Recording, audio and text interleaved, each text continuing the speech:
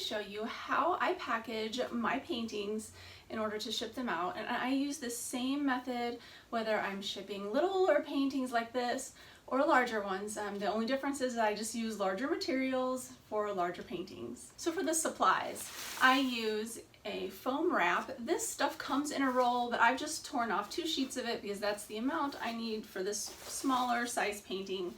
I also have a bubble bag. Now you can just use rolls of bubble wrap. I use bags because I ship out a lot of things and this just makes it quicker and easier, and I like the way that it looks better once it, like for a person unboxing it. I think it just looks a little bit nicer. And I also have 2 sheets. They can either be cardboard, foam board, matte board. I just had a scrap piece of cardboard, so I'm using that. And then this is a piece of matte board cut to 11 by 14, which are the size of the painting. This is basically going to sandwich around both sides of the painting. This allows you to create a box within a box, sort of. And so this helps protect the painting just in case anything were to pierce the outside of the box. And so then the last thing you'll need is a box. Now, if it's a bigger painting, I would suggest to get a much heavier duty box than this.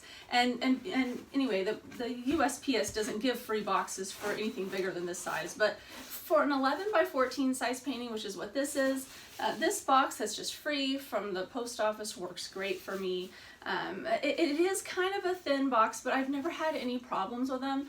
What they say, the rule of thumb is that you should have 2 inches around your painting that you're shipping in all directions, and so that you can fill it with bubble wrap or anything that will, like, you know, make it so that it's sitting in the middle.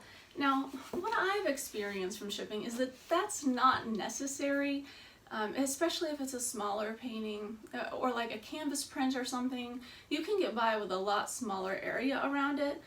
What I like to do is at least leave an inch around it everywhere. So I think I've never had any reason to leave more than that, and I've never had any problems with them. And I've been shipping my paintings all over the world for, like, I don't know, about a decade now. I've never had an issue with the way I've packed them. So you can save by making it a little bit smaller box. If you are looking for these boxes for free from the post office, you just go on their website and you can order them. They don't cost anything. It takes them a couple weeks for them to arrive to you, though. Another place to get boxes is Uline. You have to order them in bulk from Uline, and they're a little bit expensive to order a huge package of them, but if you start shipping out a lot of things, it's a lot more affordable to do that than it is to just go buy a single box at a time from a box store, because they're marking up those boxes like 10 times what they pay or something. It's kind of crazy what they charge for them. So those are the 2 resources that I would suggest for actually getting the boxes to ship in. Last thing about the boxes, you want to make sure to have a box that has a flat side. These are called side loader boxes. You don't want boxes that have the parts of the box that fold in and then something could sit on it and it could dent into your piece. So these are side loader boxes because they fold down here at the sides.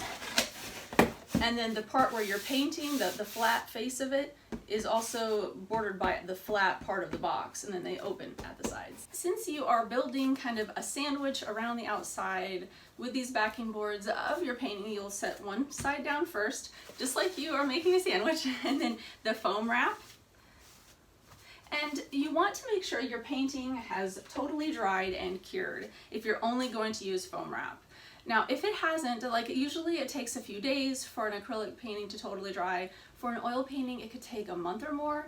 So if you're, I don't know, maybe it's more than that, because oil paintings take a long time to dry. I don't paint in oils, but so if you think that your painting is not 100% cured, like through all the levels of drying through the piece, then you want to lay a layer of wax paper down on top of this foam wrap and then put the painting face down. But my painting has totally dried, so I don't need to do that.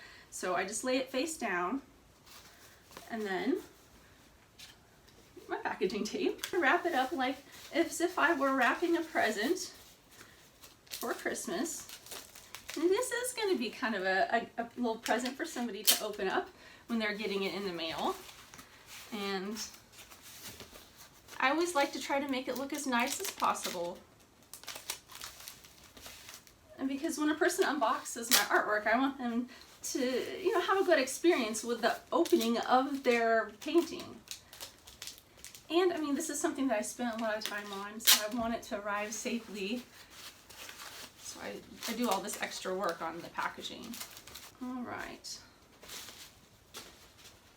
And then now, you see I've put both of them on each side. So then what I do is I tape around all of the edges.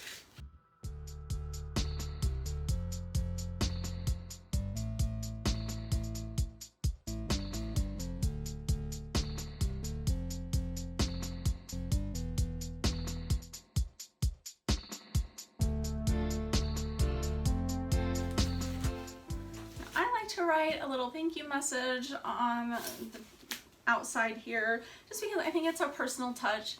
And I used to actually write thank you notes, but I'm trying to go green, and so I'm already using this for the packaging, and so this allows me to send my personal handwritten message, but without wasting paper and being a little bit better for the environment.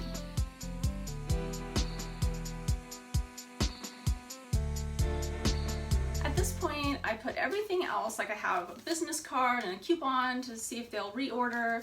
I also include a couple of prints of their paintings so they can give them out to family and friends if I am going to be making prints of their painting to sell. And I put it inside the bubble bag.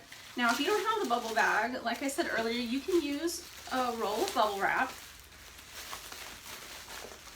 And the bubble wrap and the foam wrap can be purchased on Amazon. I think that they also have it at Walmart. But as you can see, it looks really nice when you use the bag. It makes it easier. It's less tape and everything as well.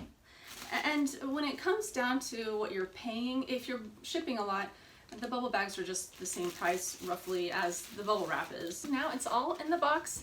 You can see if you look inside of here, I've packed it to where it's pretty tightly packed with layers of the foam wrap and the bubble bags and everything, and a little extra bubble wrap as well. Because you want to make sure that it's not loose inside of there, but also it's not so tight that it's putting a lot of pressure on your painting. And then of course I tape up the box. And then what I like to do, I have these stickers I got on Amazon. They say, please handle with care, and that there's glass. Now, there's no glass in here, but I think that if people see the word glass, they don't just throw it around. Now, I don't know if this really helps to put stickers all over it, but I like to do what I can, to try. Now, if you don't have stickers, you can just write fragile, glass, please don't break, artwork, anything that you can think of on the outside to get the post workers' attention so that they won't just throw it around.